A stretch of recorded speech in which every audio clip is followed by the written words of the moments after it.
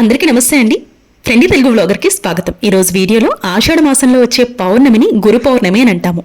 ఈ నెల జూలై 10వ తేదీన మనకి గురు పౌర్ణమి ఉందండి.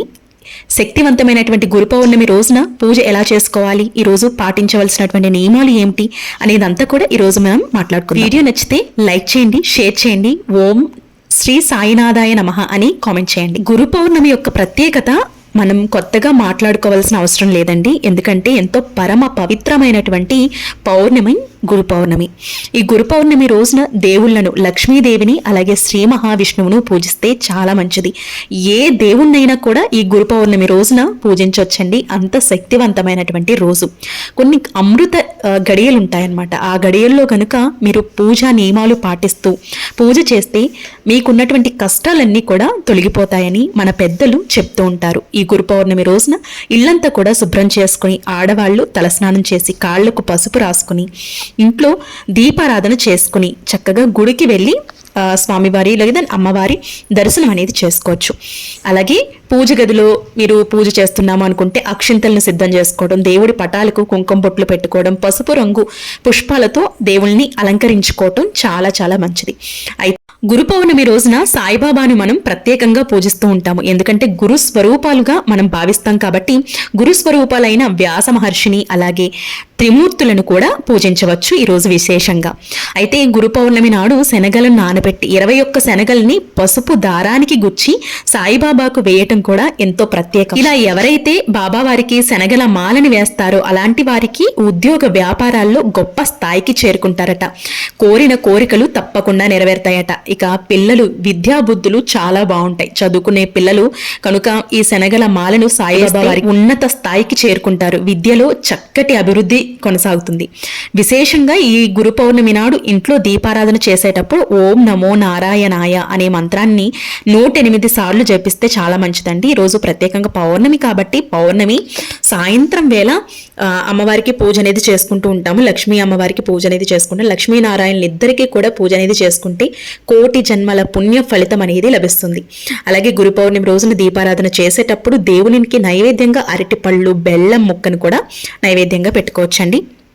మీరు చేసుకోగలిగితే చక్కగా నైవేద్యాలు కూడా తయారు చేసుకోవచ్చు. ఈరోజు ప్రత్యేకంగా 5 ఒత్తులతో బాబావారికి 5 దీపాలు వెలిగించుకుని పూజ అనేది చేస్తే చాలా మంచిది.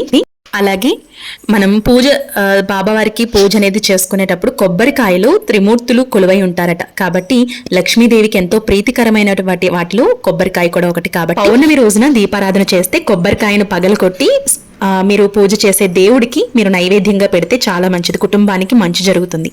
అలాగే ఈ గురు పౌర్ణమి రోజున గురువులకు ఆశీర్వాదం తీసుకోవటం, గురువులకు చక్కగా సత్కారం చేసి ఆశీర్వాదం అనేది తీసుకోవటం ఎంతో ఉత్తమం అండి. ఎందుకంటే గురు పౌర్ణమి రోజున ఎవరైతే గురువుల ఆశీర్వాదం చాలా మంచిదండి. మీరు ఎవరైనా అయితే గురువుగా భావిస్తారో అలాంటి వారి ఆశీర్వాదం ఎంతో ఎంతో ఉత్తమం.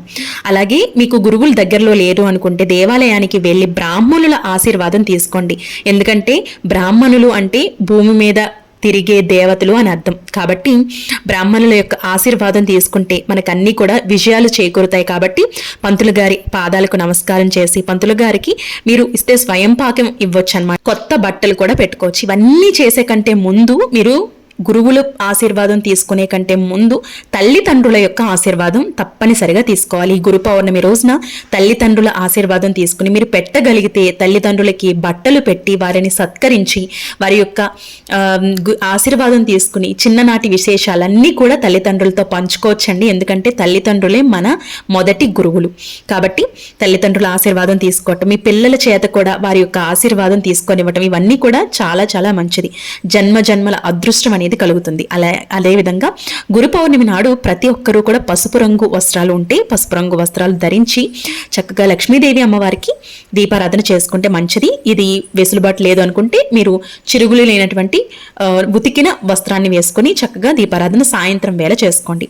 అలాగే ఇంటి గుమ్మం ముందు 2 దీపాలు వెలిగించడం చాలా మంచిదండి. గురు పౌర్ణమి రోజున గురు రోజున తప్పనిసరిగా ఇంటి ముందు అష్టదళ ముగ్గుని వేసుకుని గడపకి పూజ అనేది చేసుకున్న తరువాతే మీరు ఇంట్లోకి వచ్చి పూజ అనేది చేసుకోవాలి ఉంటుంది. మీరు ఏ దేవుడికైనా ఈ రోజు పూజ చేసుకోవచ్చు. కాకపోతే ప్రత్యేకంగా మీరు సాయిబాబాకి పూజ చేసుకుంటూ ఉంటాం కాబట్టి సాయిబాబాకి పూజ అనేది చేసుకోవచ్చు. ఉదయం పూజ అనేది చేసుకోండి, సాయంత్రం లక్ష్మీ అమ్మవారికి పూజ అనేది చేసుకోండి, చాలా మంచిది. అలాగే ఈ రోజు పుణ్యనదుల్లో స్నానం ఆచరించడం కానివ్వండి, విష్ణు సహస్రనామం చదువుకోవటం కానివ్వండి, లక్ష్మీదేవి యొక్క పారాయణం చేయడం కానివ్వండి, అలాగే లక్ష్మీదేవి అమ్మవారికి చక్కగా శ్లోకాలు స్తోత్రాలు చదువుకోవడం కానివ్వండి, ఇవి చేయొచ్చు. అలాగే ఈరోజు ప్రత్యేకంగా బాబావారి యొక్క చరిత్రను చదువుకోవటం, బాబావారి యొక్క పూజ చేసి చరిత్ర బుక్స్ ఉంటాయి కదండి, బాబావారి యొక్క గురు చరిత్ర బుక్స్ని మనం పంచిపెట్టడం కానివ్వండి, ఇట్లాంటివన్నీ కూడా చక్కగా చేసుకోవచ్చు అనమాట. అలాగే ఈరోజు అన్న సమారాధన చేయించినా కూడా చాలా మంచిదండి. అన్న సంతర్పణకి చక్కగా మీరు డబ్బులు ఇచ్చినా కూడా ఎంతో మంచిది. అలాగే ఈరోజు స్నానం చేసే నీటిలో కొంచెం పసుపుని వేసి స్నానం చేసుకుంటే కూడా చాలా మంచిదండి. అలాగే పౌర్ణమి రోజున విష్ణుమూర్తి లక్ష్మీదేవి దంపతులు రావి చెట్టులో కొలువై ఉంటారట. కాబట్టి రావి చెట్టు కింద నేతి దీపాన్ని వెలిగించుకుంటే చాలా మంచిది. ఒకవేళ ఈ రోజు పూజ చేయటం వీలు పడలేదు అనుకుంటే రావి చెట్టుకి పూజ అనేది చేయడానికి ప్రయత్నించండి, చాలా మంచిది. అలాగే తులసమ్మని పూజించడం కూడా చాలా మంచిది. ఎవరైతే తులసమ్మ దగ్గర నేతి దీపం వెలిగిస్తారో అలాంటి వారికి సకల దేవతల ఆశీర్వాదం కలుగుతుంది. అలాగే ఈ రోజు శనగపప్పు, మిఠాయి చక్కగా నైవేద్యాన్ని పెట్టుకోవచ్చండి. పాలకోవా ఇవి కూడా స్వామివారికి నైవేద్యంగా పెట్టుకోవచ్చు, బాబావారికి. ఇక సాయంత్రం అమ్మవారికి పానకం కానివ్వండి, లేదంటే పాయసం కానివ్వండి, తీపి పదార్థం దద్దోజనం కూడా ఈరోజు చక్కగా నివేదించి మీరు ఉపవాసం ఉండగలిగితే ఓ రోజంతా ఉపవాసం ఉండి సాయంత్రం చంద్రుణ్ణి చూసి మీరు భోజనం అనేది చేయొచ్చు, ఉపవాసం అనేది ముగించవచ్చు. లేదు మేము ఒక్క పొద్దు మాత్రమే ఉంటాం అనుకుంటే సాయంత్రం వేళ ఉపవాసం ఉండొచ్చు అనమాట, ఇబ్బంది ఏం లేదు. ఈ విధంగా చక్కగా పూజ అనేది చేసుకోండి.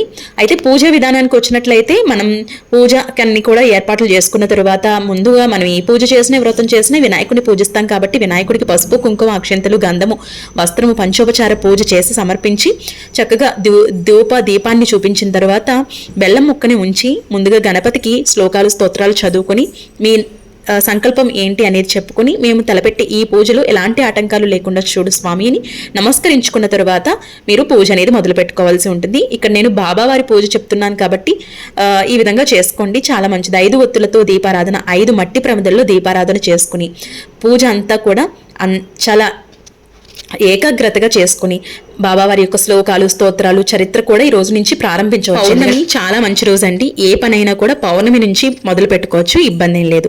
కాబట్టి చక్కగా చరిత్ర చదువుకోవటం కానివ్వండి, బాబావారి యొక్క పారాయణం చేసుకోవటం కానివ్వండి, ఈ రోజు నుంచి పెట్టుకుని చక్కగా పూజ అనేది చేసుకోవచ్చు అనమాట. ఈ విధంగా పూజ అనేది చేసుకున్న తర్వాత దీపాన్ని చూపించిన తర్వాత మీరు నైవేద్యంగా పాలుకోవాలి కానీ బాబావారికి ఇష్టమైనటువంటి నైవేద్యాన్ని పెట్టుకోవచ్చు, లేదా పాలనైనా నైవేద్యంగా పెట్టుకోవచ్చు అనమాట. ఈ విధంగా పూజ అనేది చేసుకోవాల్సి ఉంటుంది, దీపాన్ని చూపించుకోవాల్సి ఉంటుంది. అలాగే గుడికి వెళ్ళి బాబావారి యొక్క ఆశీర్వాదం తీసుకోవాల్సి ఉంటుందన్నమాట. చాలా మంచిదండి, అలా తీసుకోగలిగితే తీసుకొని చాలా మంచిది. అలాగే ఈరోజు గురు పౌర్ణమి కాబట్టి అక్కడే అంటే మనకి సాయిబాబా గుళ్ళో ఖచ్చితంగా ప్రసాదం అనేది పెడుతుంటారు, అన్న సమారాధన అనేది చేస్తూ ఉంటారు. కాబట్టి అన్న సంతర్పణలో పాల్గొనడం కానివ్వండి, అక్కడ భోజనం చేయటం కూడా ఎంతో ప్రత్యేకం. మనకి రాసి పెట్టి ఉంటే మాత్రమే అలాంటి భోజనం అనేది మనం చేసుకోగలుగుతాము, తినగలుగుతాం అనమాట. ఇక ఈ పౌర్ణమి రోజున వచ్చే చంద్ర కిరణాలకు అత్యంత శక్తి అనేది ఉంటుందటండి. కాబట్టి పౌర్ణమి చంద్ర కిరణాలు శరీరంపై పడేటట్టు చూసుకోండి. పడగాని ఇలా చంద్ర కిరణాలు పడగాని దీర్ఘకాలికమైనటువంటి అనారోగ్య సమస్యలన్నీ కూడా తొలగిపోతాయని మన పెద్దలు చెప్తూ ఉంటారు. అలాగే చంద్రుణ్ణి చూస్తే ఈరోజు పౌర్ణమి రోజున చంద్రుణ్ణి చూడటం వల్ల కంటి చూపు కూడా బాగా మెరుగవుతుందట. అలాగే చంద్రుణ్ణి చూస్తూ మన మనసులో ఏదైనా కోరిక అనుకున్నాము అంటే ఖచ్చితంగా ఈ పౌర్ణమి రోజున అనుకుంటే తప్పకుండా నెరవేరుతుంది. అలాగే పౌర్ణమి రోజున సాయంత్రం సమయంలో ఒక ఎర్రని వస్త్రం రాళ్ళ ఉప్పుని మూటగా కట్టి చక్కగా మీ ఇంటి గుమ్మం ముందు వేలాడ తీయండి. మీ ఇంటికి ఉన్నటువంటి అష్ట దరిద్రాలన్నీ కూడా తొలగిపోతాయి. ఏదైనా నెగిటివ్ ఉంటే అదంతా కూడా పోయి పాజిటివ్ అనేది ఉంటుందన్నమాట. ఈ పరిహారం అనేది చాలా మంచి పరిహారం, చేసుకోగలిగితే ఇలా చేసుకోండి. థ్యాంక్ యూ ఫర్ వాచింగ్ అండి. రేపు మరొక మంచి వీడియోతో మళ్ళీ మీ ముందుకు వస్తాను. మీకు ఏమైనా డౌట్స్ ఉంటే కమెంట్ సెక్షన్లో అడగండి, తప్పకుండా రిప్లై అనేది ఇవ్వడం జరుగుతుంది. ఈ వీడియో నచ్చినట్లయితే లైక్ చేయండి, షేర్ చేయండి, సబ్స్క్రైబ్ చేసుకోండి. వీడియో నచ్చితే ఓం శ్రీ సాయినాథాయ నమః అని కమెంట్ చేయండి. రేపటి మరొక మంచి బ్లాగ్తో మళ్ళీ మీ ముందుకు వస్తాను. అప్పటి వరకు నమస్తే. Thank you for watching.